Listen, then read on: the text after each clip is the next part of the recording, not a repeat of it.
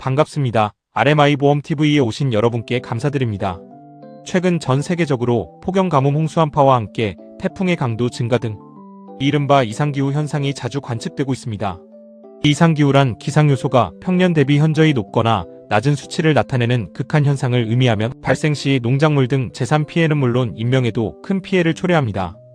우리나라의 경우 2025년 여름 7월 중순과 8월 초순에 걸쳐 기록적인 폭염과 호우가 반복적으로 나타났고 지역별로 폭염, 집중호우, 가뭄 등 여러 극한 현상이 동시다발적으로 나타나면서 큰 피해가 발생했죠.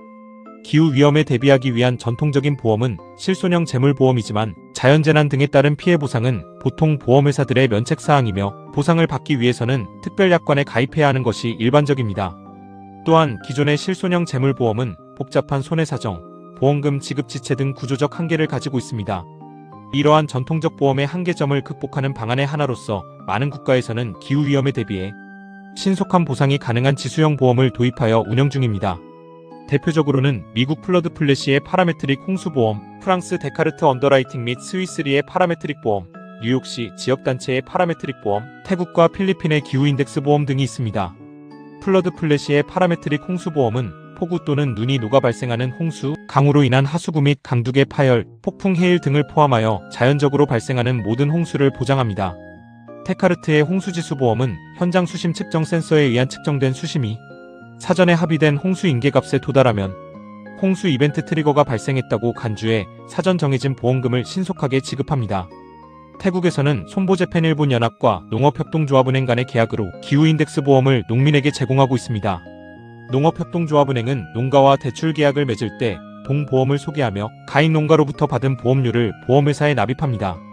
보험사고가 발생하면 보험회사는 보험금을 농업협동조합은행에게 지급하고 협동조합은행은 이를 각 농가에 전달하는 과정으로 이어지게 됩니다.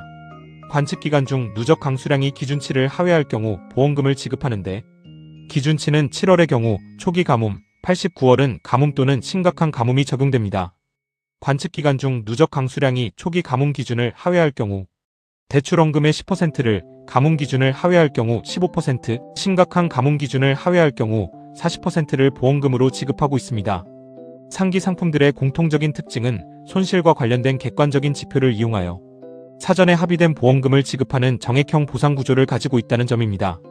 지수형 보험은 사전에 정한 기준 지표를 웃돌거나 밑도는 이벤트 발생 시 보험금 지급 절차를 개시하고 피보험자가 보험금을 청구하면 즉시 약정된 보험금을 지급하는 것이 특징입니다. 우리나라의 경우에도 일부 보험회사에서 기후변화에 대비한 틈새 시장 성격의 지수형 보험을 판매하고 있습니다. 대표적인 상품으로는 여행자 보험 특별약관에서 항공기 지연이나 결항에 따른 비용 지출을 정액으로 보장하는 보험, 폭염이나 폭우 등 날씨 피해에 따른 전통시장의 매출액을 정액으로 보상해주는 날씨 피해 보상보험 등이 그 사례입니다. 경기도 기후보험과 같이 온열질환이나 한랭질환 시 진단비, 특정 질병 감염 진단비, 기후재해 사고 위로금 등을 정액으로 지급하는 보험 상품도 있습니다. 정부에서도 이상기후로 근로소득을 상실한 공공건설 근로자의 소득 보장을 목적으로 폭염 시 공공공사 야외 근무 강제 중지를 의무화한 지자체를 계약자로 하는 지수형 보험을 검토 중입니다. 경기도에 이어 제주도도 올해 3월부터 유사한 지수형 기후 보험을 도입했죠. 기후 위험은 더욱 다양하게 우리에게 다가올 것입니다. 미래의 위험에 대비하는 것이 보험의 역할이죠. 기후 위험에 대비하는 다양한 보험 상품, 특히 지수형 보험의 개발이 시급한 시점입니다. 이상 RMI보험연구소의 양성문 연구위원이었습니다.